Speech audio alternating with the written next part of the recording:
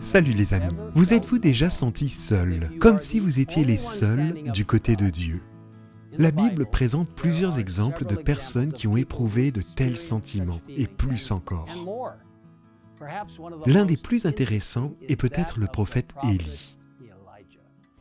Fidèle prophète de Dieu qui a servi pendant une période très décourageante d'apostasie et de rébellion en Israël. Le roi Akab était sur le trône avec sa méchante femme Jézabel à ses côtés. De nombreux aspects de l'important ministère d'Élie sont consignés dans le livre de 1 Roi. Et l'histoire la plus connue est peut-être celle qui détaille l'incroyable expérience d'Élie au mont Carmel, telle qu'elle est consignée dans 1 Roi, chapitre 18.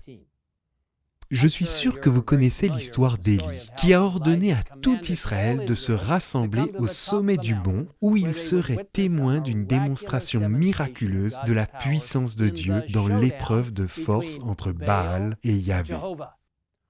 Toute la journée, les prophètes de Baal ont prié leur faux Dieu, pleurant, criant et se coupant, dans l'espoir que leur dieu de bois consumerait le sacrifice placé sur l'autel, mais en vain.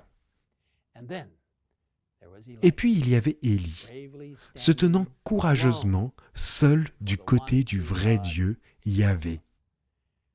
Le profond livre, Prophètes et Rois, nous en donne une image très claire.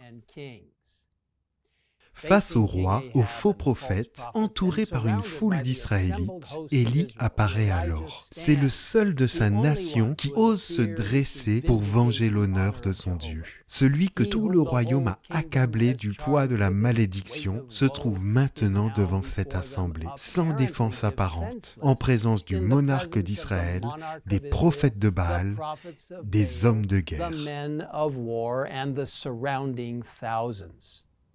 L'histoire continue avec Élie, qui s'adresse au peuple en criant « Jusqu'à quand aurez-vous un comportement boiteux? Si c'est l'Éternel qui est Dieu, suivez-le. Si c'est Baal, suivez-le. » Le peuple ne répondit rien. Apparemment, personne n'était prêt à se ranger du côté d'Élie pour reconnaître le seul vrai Dieu. Il était seul. Et pourtant, il n'était pas vraiment seul. On nous dit que, au-dessus et autour de lui se déploient les armées protectrices du ciel, les anges qui excellent en force, sans honte, sans frayeur. Le prophète se tient devant la foule, pleinement conscient de la grandeur de la mission qui lui a été confiée pour exécuter l'ordre divin. Enfin, après avoir minutieusement reconstruit l'autel de Dieu, y avoir déposé le sacrifice et l'avoir arrosé 3 fois avec de grandes quantités d'eau, le prophète pria. « Éternel, Dieu d'Abraham, d'Isaac et d'Israël, que l'on sache aujourd'hui que c'est toi qui es Dieu en Israël et que moi, je suis ton serviteur. Et j'ai fait tout cela sur ton ordre. Réponds-moi, Éternel, réponds-moi, afin que ce peuple reconnaisse que c'est toi, Éternel, qui es Dieu, que c'est toi qui ramènes leur cœur vers toi. »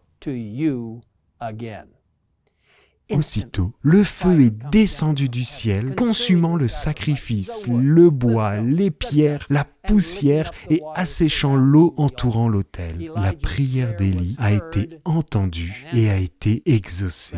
Mes amis, avez-vous déjà eu l'impression d'être les seuls du côté du Seigneur? Soyez assurés que, même si cela ne semble pas être le cas, vous n'êtes pas seuls. Dieu est avec vous. Ses anges vous entourent. Il vous donnera la sagesse, les conseils et le courage de rester à ses côtés, quelles que soient les circonstances auxquelles vous serez confrontés. Et n'oubliez pas, comme Dieu l'a dit plus tard à Élie, il y a aussi d'autres croyants fidèles. Mais je vais laisser en Israël 7000 hommes, dit l'Éternel. Ce sont tous ceux qui n'ont pas plié le genou devant Baal et dont la bouche ne l'a pas embrassé. Soyons fidèles à lui. Partout où il nous appelle à aller, sachant que celui qui vous appelle est fidèle, c'est aussi lui qui le fera. Prions ensemble. Père Céleste, merci pour la merveilleuse expérience d'Élie, pour nous avoir montré comment nous pouvons nous tenir fidèlement à tes côtés, alors que nous te faisons entièrement confiance. Seigneur, bénis tous ceux qui ont besoin d'une attention particulière et d'encouragement, du soutien de la puissance du ciel. Aide-nous à réaliser que, peu importe ce que tu nous demandes de faire ou la solitude que nous ressentons lorsque nous nous tenons à tes côtés, tu es avec nous. Et les anges qui donnent la force et l'excellence peuvent nous entourer pour nous soutenir et nous encourager. Seigneur, nous nous remettons entre tes mains. Envoie l'Esprit Saint pour nous remplir et nous utiliser alors que nous proclamons ton message en ces derniers jours de l'histoire du monde. Merci d'être avec nous. Nous te le demandons au nom de Jésus. Amen. Amen.